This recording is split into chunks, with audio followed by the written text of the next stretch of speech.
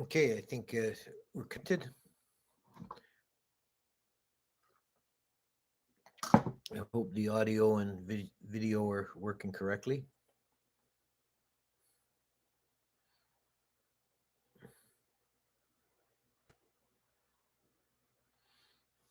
I'm ready to go in about a minute.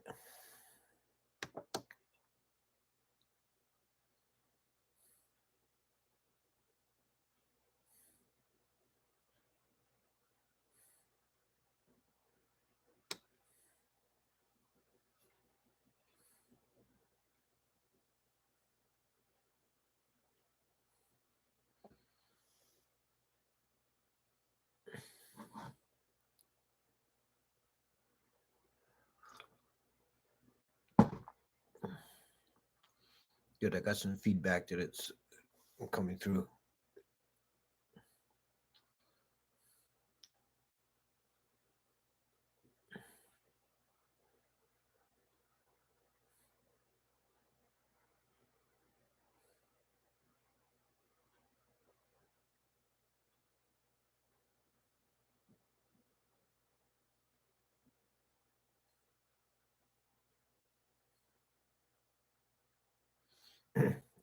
Namo tassa bhagavato arahato sama sambuddhasa. Namo tassa bhagavato arahato sama sambuddhasa. Namo tassa bhagavato arahato sama sambuddhasa.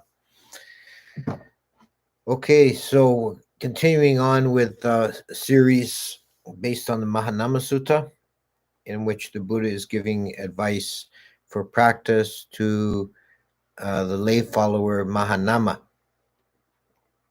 And the Buddha gave him the five indriya, the five faculties, which we've finished discussing. And in the second half of the sutta, he gives 6 contemplations. These are the 6 contemplations that are listed in the Visuddhimagga as well, the Anusatis.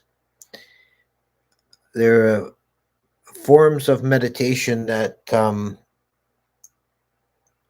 are more cognitively based. One contemplates using the imagination, using thought. One contemplates certain themes and develops them that way.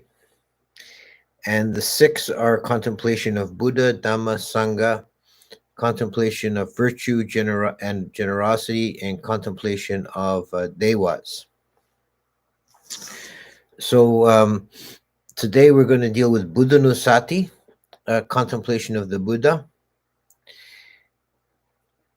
Contemplation of the 3 triple jewels, Buddha, Dhamma, Sangha, is a way of deepening the refuge, of aligning the mind with that which is noble, and beginning with the Buddha. This particular one, Buddhanusati, is also given as one of the protective meditations that one ought to do to protect oneself from negative mind states and so on. The way these contemplations of Buddha, Dhamma, Sangha are done is to go through the attributes of the Buddha. So Parita, which many people are familiar with. Here at Arrow River, we chant it every morning to start the day. It's a contemplation of Buddha, Dhamma, and Sangha. And it lists the qualities of the Buddha in the first stanza. Bhagava Arahang Sama Sambuddho Vijja Charana Sampano Sugato Loka Vidu. Anutaro Parisadhamma Sarati Satadeva Manusanang Buddho Bhagawa. So the first attribute is Bhagawa, which is generally translated as the Blessed One. It is a Bhagawa is a epithet or a that is given to holy men in India, and still versions of it are still used today. You hear Bhagawant or Bhagawan.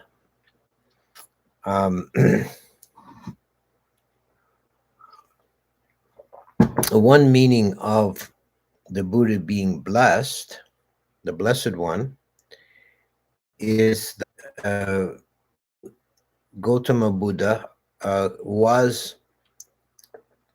recognized or blessed by a previous Buddha 92 kappas ago, Dipankara Buddha. This is something that every Buddha, as they begin the Bodhisattva path towards Buddhahood, they are blessed or recognized by a living Buddha. So this creates a kind of a link or a lineage of Buddhas over time. It's not a very recent event by any means. It was 92 aeons ago, which emphasizes the great length of time it requires to attain Buddhahood. But he did have this recognition. The next attribute is Arahang, which is a grammatical form of Arahant, the perfected one. So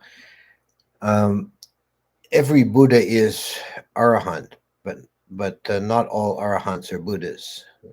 There is a distinction between Arahant and a Buddha. They both have the same realization of Nibbana, but the Buddha has something more. He has developed all the paramitas to perfection. So he has a range of special powers, principally the Buddha eye, the Buddha Chaku, which enables him to see not only into other realms, but he sees into people's hearts and minds, and then is able to teach them properly. But Arahang means one who is perfected. That's the definition of an Arahant, is someone who has rid themselves of all defilements. So the natural, primordial, simple state of mind is realized, and one is in tune with the unconditioned, that is Nibbana. This is an Arahant. Samma Sambuddho. This means one who has attained perfect Buddhahood by his own effort. Samma means perfect or complete. It's the adjective used in the Eightfold Noble Path. We have Samma Ditti, Samma Sankappa, and so on, which we translate as right thought, right speech, and so on. But it more properly should be like perfect or flawless. And Buddho means one who is awake. Comes from the word for being awake. So one who is awakened. Sam Buddho, the adjective Sam means by himself, by his own efforts. And this is a distinction made between Buddha and the three types of enlightened persons in Theravada are a Buddha, a Pacceka Buddha, and an Arahant. An Arahant is not awakened entirely by himself. He has had the teachings of the Buddha to guide him. So he's not. So he is a listener, a sawaka. You know? Whereas the Buddha only arises in a time when the teachings of the previous Buddha are utterly forgotten and lost. So he has to find the way by himself without guidance. So this is the Sambuddho. And a Pacceka Buddha is someone who attains enlightenment in the period between Buddhas, but they're not, they don't have the complete perfection of a Sama Sambuddha, in that they leave no legacy behind, guide others to attain states of awakening as well. So they're just like a flash in the dark. Someone becomes enlightened and then is forgotten and leaves nothing behind.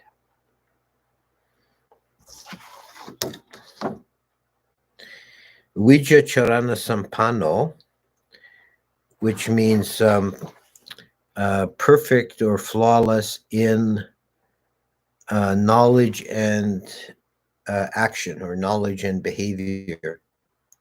Vijja is knowledge, and charana is literally to travel or to walk, but it's used figuratively very often, meaning the way of behavior. Like we sort of use a similar colloquialism in English. We say, he walks the walk. He talks the talk. He walks the walk. And Sampanno is again complete or perfect.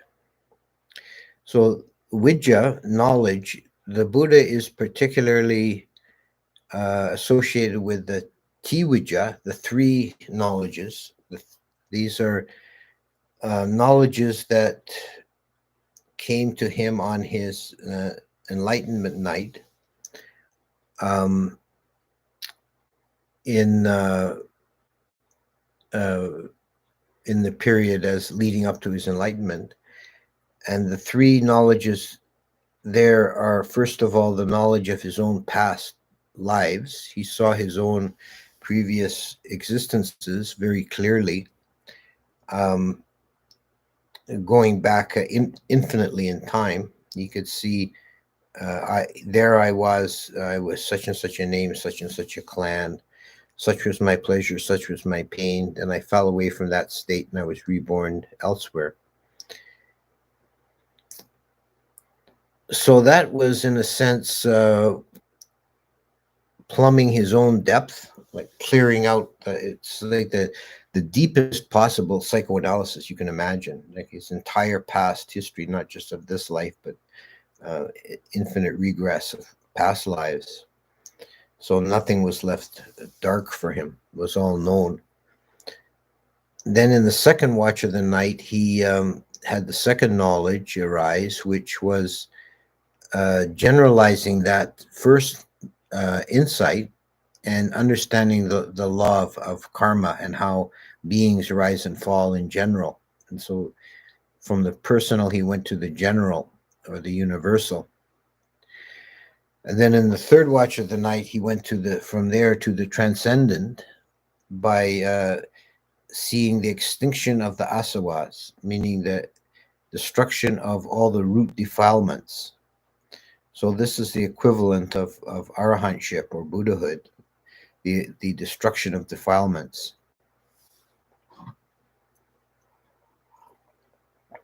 So those are the three knowledges associated with the Buddha.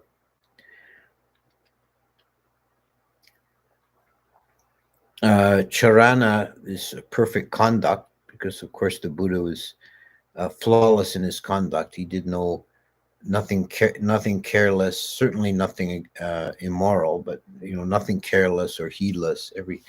Every gesture, every movement was perfect. Sugato is the next one, which means one who goes well. is the literal meaning, so it's translated different ways. This is a general epithet for the Buddha, and it's one that's often used in the canon to refer to the Buddha as a Sugata. It's kind of a curiosity that now in English, and actually in many languages, when we refer to this person, we use the title Buddha, and that's not used very much in the Pali. It is occasionally, but he's more often referred to as either Bhagawa or Sugata or Tathagata.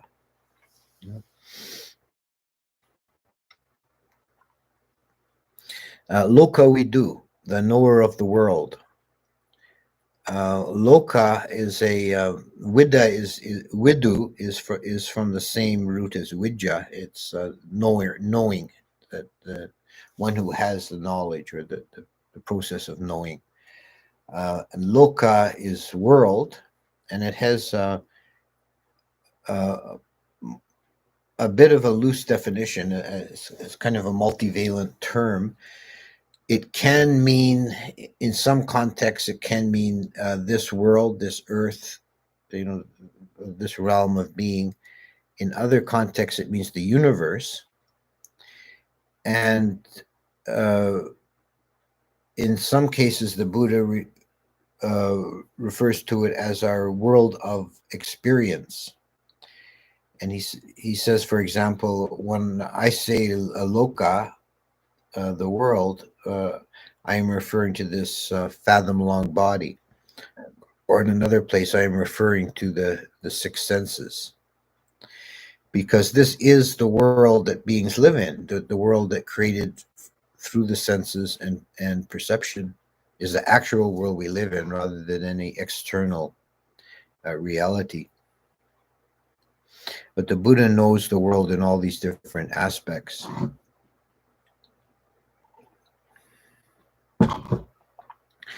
The next one is Anuttaro Parisadhamma Sarati. And this means the unsurpassed trainer of those suitable for training. It's kind of a literal translation. Sarati is literally a horse trainer, or a charioteer, one who manages horses. The Buddha, of course, as Siddhartha Gautama, was born into the Khattiya, or warrior caste. So we see many of his illusions and images come from that background.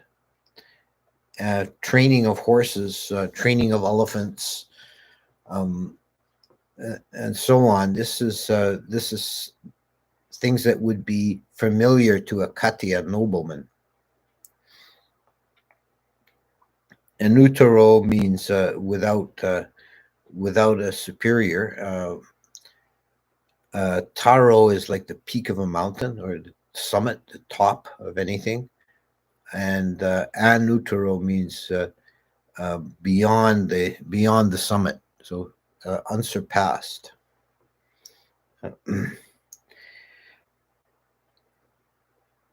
Dhamma here is, if not to be confused with Dhamma, D-H-A-M-M-A. This is a simple D, a hard D. Dhamma, D-A-M-M-A. It just means like a horse, or literally a horse in training, or subject to training. But it here is applied to human beings as those who are able to be trained. Sata Deva Manusanang, the teacher of humans and devas. So the Buddha, Sata, which is another word that sometimes Buddha is referred to in the text as the teacher, Sata. And he taught, of course, humans we have, the entire Sutta Pitaka, the Pali Canon, is records of the Buddha's discourses. But he also taught devas. And there are some suttas where he's actually teaching devas, such as Saka. So the Buddha was, his enlightenment was supreme, so that even the Brahma gods were his students. In some contexts, he was superior in knowledge and understanding even to the Brahma gods.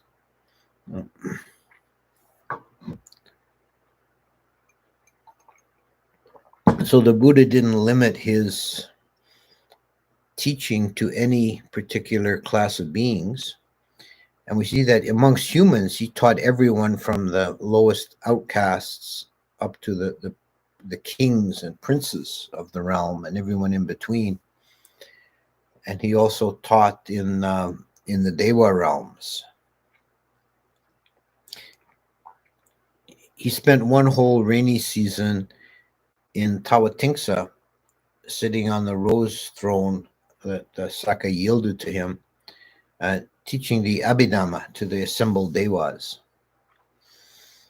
And this is said to be the origin of the Abhidhamma, is that, as we have it, is that every day while he was teaching in the Deva realm, he would come down to earth for his meal and walk arms around, and then meet with Sariputta and give Sariputta a brief summary of what he taught to the devas. So what we have as Abhidhamma is kind of a abridged version of the Buddhist teaching in Tawatingsa heaven.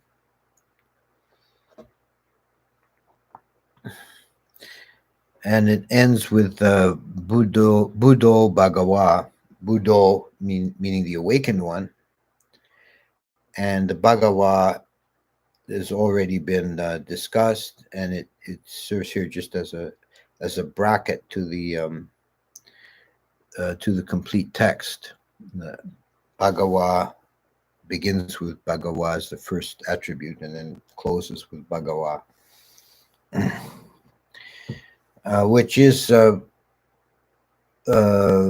how the Buddha was generally referred to respectfully in the third person. If someone was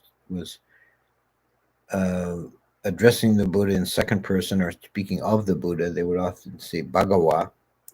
If the Buddha was speaking of himself, he would say Tathagata.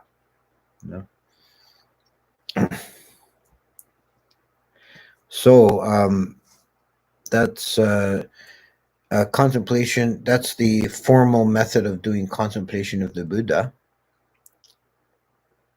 And one would go through that list and contemplate the different attributes using the imagination, and imagining, there was a being on this earth who had these attributes. How wonderful that is. And when thinking about the Buddha generally, this is a point. I put a link in the chat to an article I wrote some time ago on this topic of contemplating the Buddha. One thing that I think, a general point, when we think about the Buddha, it's perhaps difficult for us to fully relate to him as a figure who actually lived. There's a saying by the Zen teacher Dogen: if you see the old man Sakyamuni, do you see the Tathagata? If you see the Tathagata, do you see the old man Sakyamuni? And this is the most wonderful thing about the Buddha, is that he was a flesh and blood human being, but he attained to this supreme state, this transcendental state that is the supreme possibility of any being. So he has these two sides, and if we only get a partial picture in our mind if we neglect half of that. I think in a lot of Buddhist traditions in the past, there would be a lot of emphasis on the transcendental aspect, and some of the Mahayana schools took it very far, turned the Buddha into a kind of a deity. But that there's the opposite tendency amongst some moderns who want to bring the Buddha down to earth and see him as this ordinary human being who had some wise philosophy. But he was much more than that. He was a flesh and blood human being, and he had his struggles. But then he attained supreme enlightenment, which is a world historical event that's still resonating down through the ages today. So I'll leave it there and see if what we can talk about from the questions in the comments. Okay, my wrong view. I have to expand the font. I can't read this tiny font. Dear Ajahn, my wrong view of the 5 recollections has led me to deep anxiety, despair, and depression. How does a lay person living a life of indulgence and attachment change his accompanying dread of illness, death, and loss into acceptance and loving kindness? Thank you. Well, that is exactly where these kind of anusatis come in.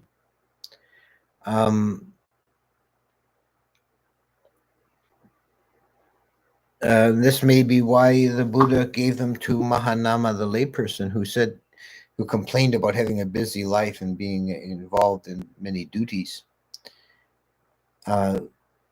If you contemplate the nature of the Buddha, you're expanding and brightening and opening the mind rather than. I mean, it's important that the 5 recollections are important. That is to consider birth, sickness, old age, and death, to ground ourselves, to understand the reality of our situation in samsara. But if you stop there, it can be depressing. You have to see that there's another side, there's a way out, and that is the Dhamma, and that's Nibbana, that's the Buddha. So contemplating those things is very good. A very good antidote for negativity. Next question. You said the Arahant has not attained full Buddhahood. Would it be possible in Theravada for an Arahant to reach Buddhahood after already becoming an Arahant? No, that's not the way it works. In the Theravada scheme, there's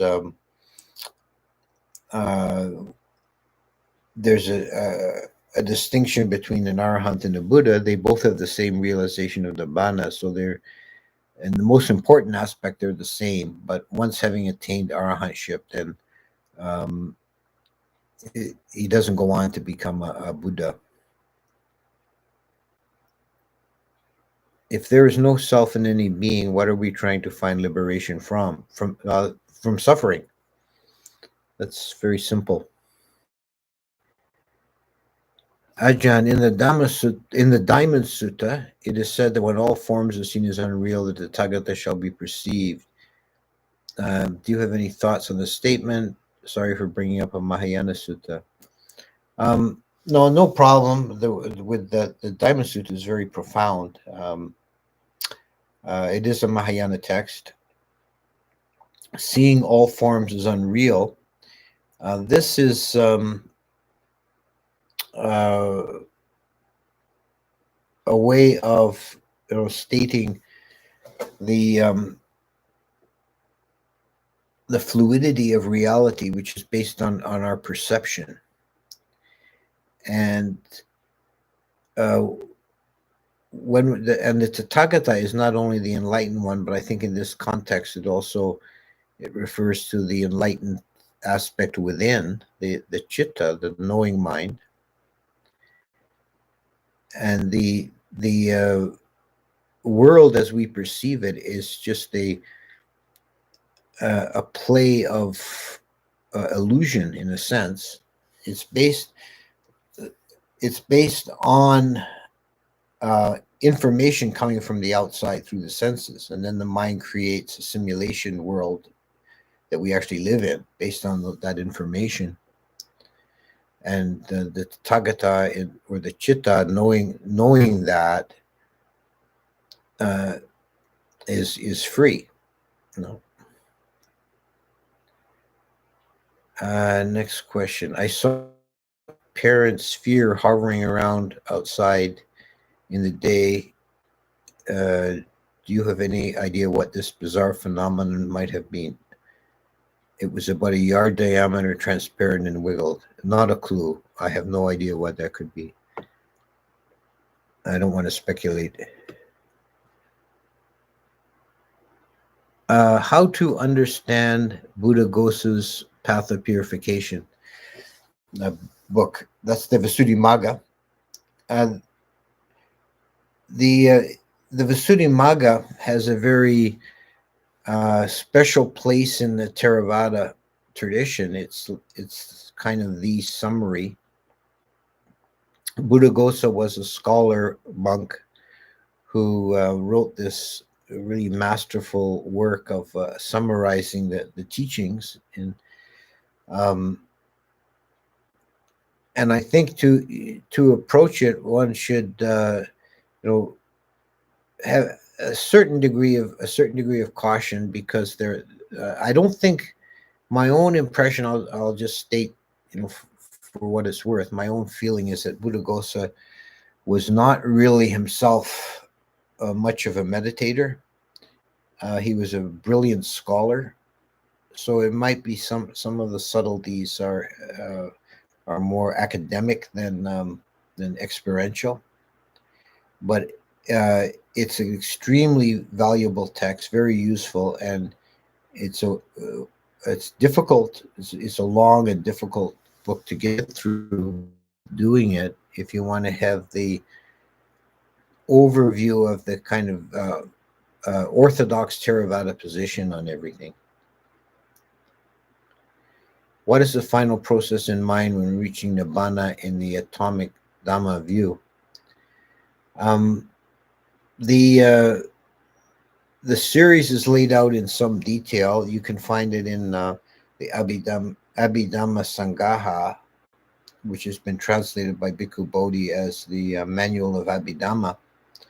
At the very end of the sequence, the actual entry into Nibbana is in 2 mind moments, which are called Magga Phala. That's path and fruit. And Magga is the last karmically effective moment, and then fruit is the karma resultant moment. And Magga is the path. It's the moment when the 8 path factors come together perfectly on a lokutra, or transcendent plane, supramundane plane. So they're all aligned to Nibbana. Everything's aligned to Nibbana. And then the result of that is the realization of Nibbana, the fruit of Nibbana.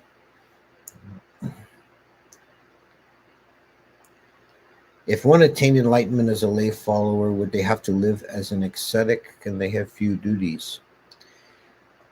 Well, the orthodox position is that an arahant, to be an arahant, requires a complete renunciation. So one's not really able to live as a layperson, as an arahant. With the previous stages of enlightenment, it is possible.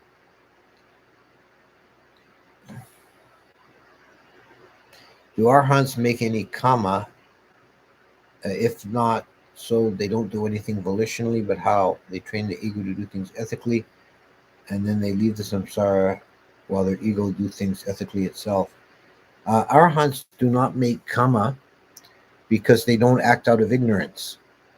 Karma is the result of ignorance, is according to the dependent origination. So the arahant's actions are classified in Abhidhamma as not as volitional, but as or karmic effective, but they're defined as kriya, um, operational. Let's say the motivating factor for the arahant would be such things as compassion or just practicality. For walking for alms around to get his daily meal or whatever like that. But they don't make karma. Uh, it's probably a subtlety whether they have whether the volition. I would say that they do have volition, chetana, um, but that does not result in the creation of karma. Is keeping the precepts really enough? No, it's not enough. Um, it's necessary, but it's not sufficient. One also has to develop the mind, but it's essential, but it's not by itself sufficient. Keeping the precepts is uh, a good insurance for a better if one doesn't go any further.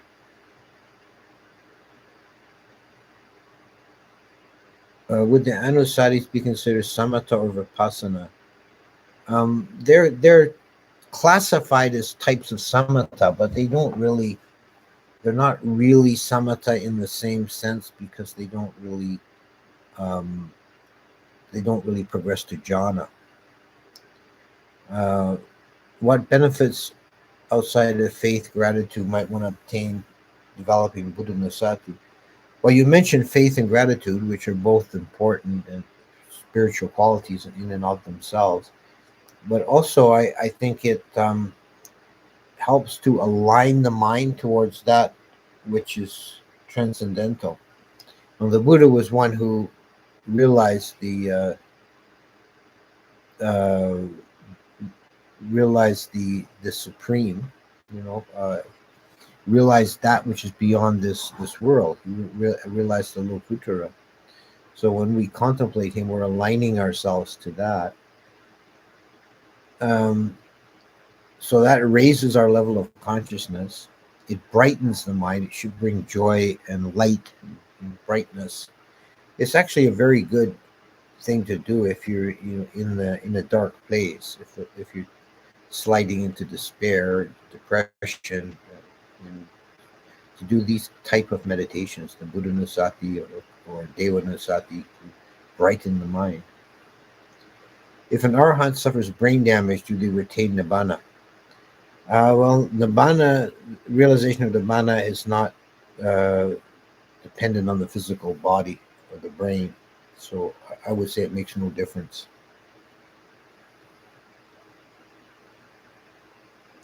In the text, devas tend to remember the karma from their past lives. They get them reborn in that deva state. Do you think that this means that devas all have memories of their previous existences? Um, devas generally remember their past life, one past life. They don't have remembrance of all past lives, but they're immediately preceding human life.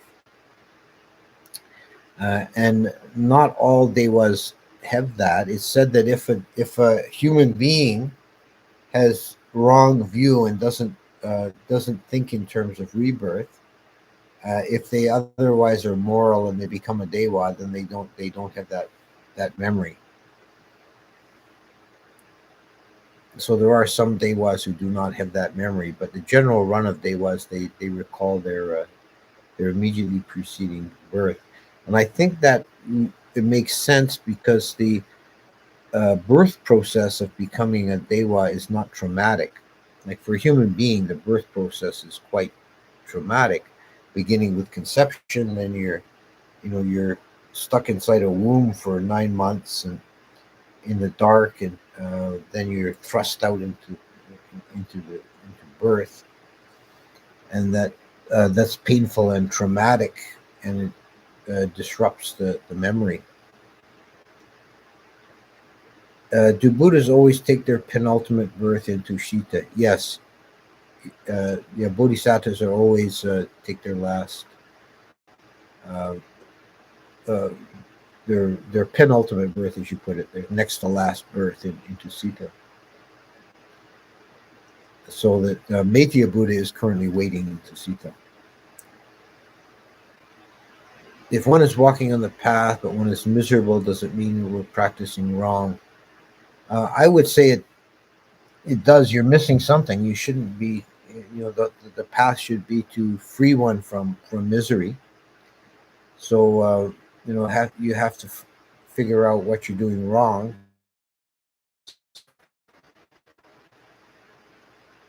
Sorry for this kind of Mahayana question. In Theravada, the relationship of the Buddha's followers after his parinibbana is only to Dhamma, or is there a way to relate also to Buddha himself?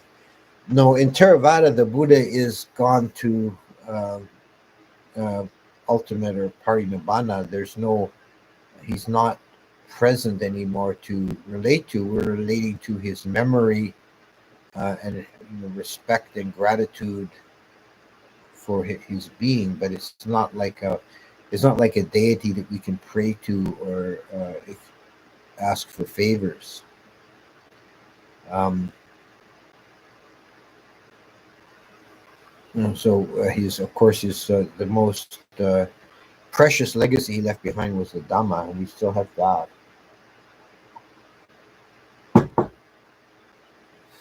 Is there just one stream of rebirth, including all conscious beings? There's an infinite stream that can collide and merge or diverge. In Theravada, it's considered to be a simple, one stream for each being.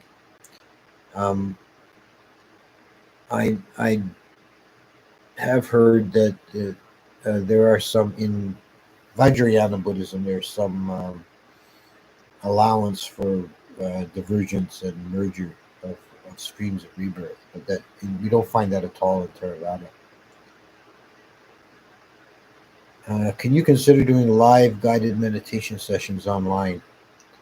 I could consider that. I don't know if this is a good vehicle for that. There'd be a lot of dead, silent space. I don't know if something to consider. I don't know if it would really work so well. Can a follower of the Buddha become a Buddha, or can they just become an Arahant at maximum? Now, you can become a Buddha, uh, but not at this time. Um, no one can become a Buddha while the teachings of the previous Buddha are extant.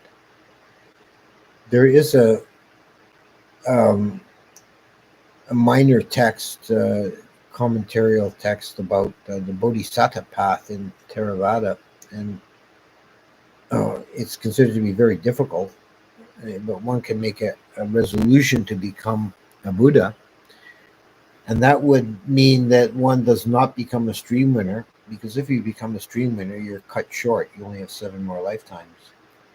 So you have to perfect all your baramis, so that will take hundreds and hundreds of lifetimes.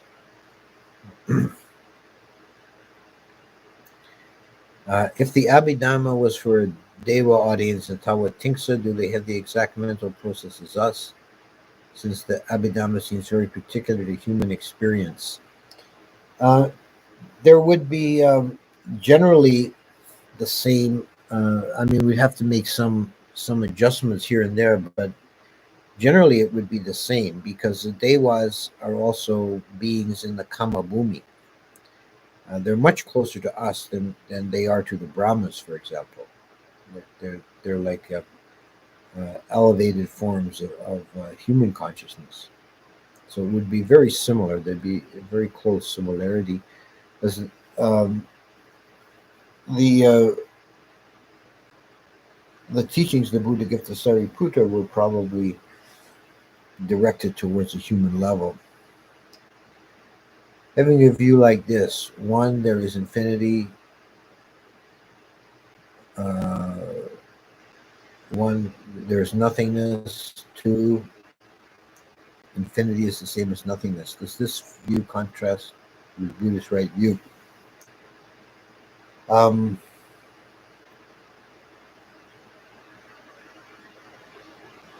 there is infinity. There is nothingness. Infinity is the same as nothingness. Uh, I could say that doesn't sound wrong to me. Um, Everything is empty. Everything is sunya. It is a bit of an assumption that there is infinity, but we can go with that. Uh,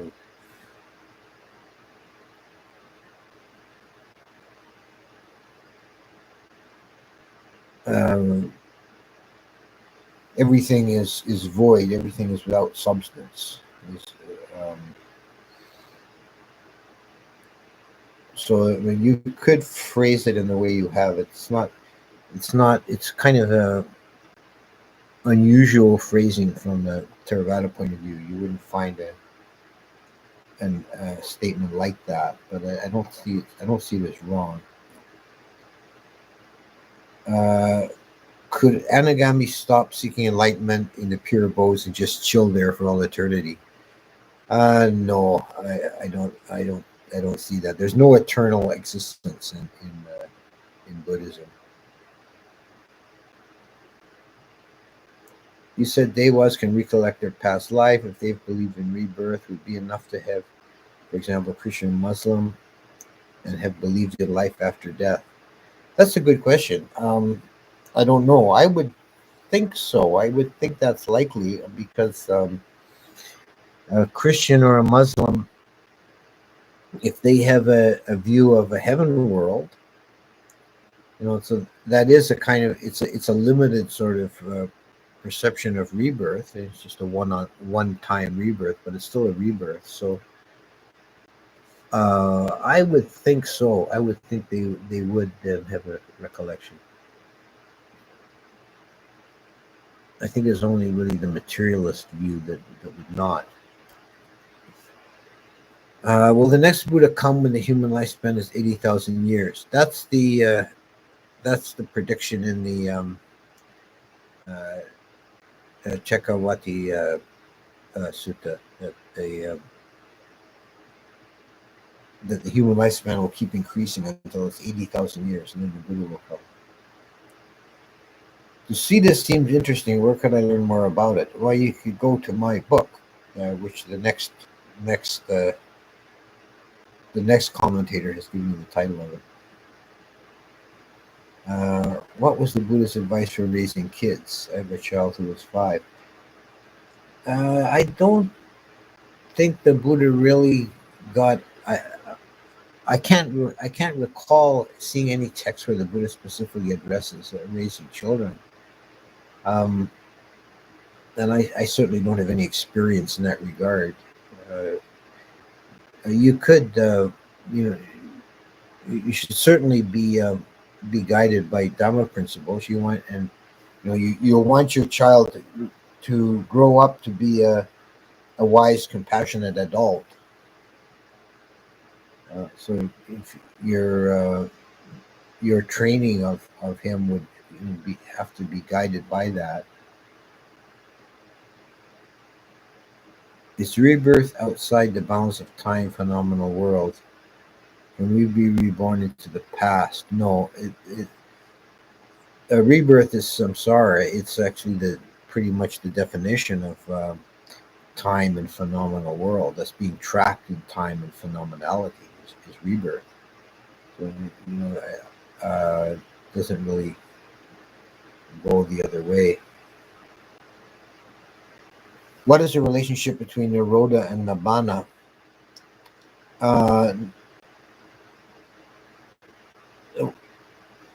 In some respect, you could say that they're synonyms and certainly very similar. But I think Nibbana is used more as an abstract, like referring to the state or it's hard to find a proper word, or the quality or uh,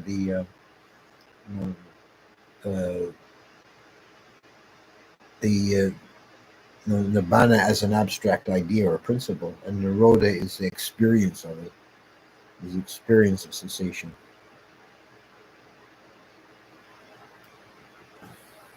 At least that's just how they seem to be used in context in that way. Okay, so I think we'll stop there, and thank you for coming. That was interesting. Interesting questions this time, and we're going next week. We're going to continue on with this series, and we'll do contemplation of the Dhamma. So, best wishes to all.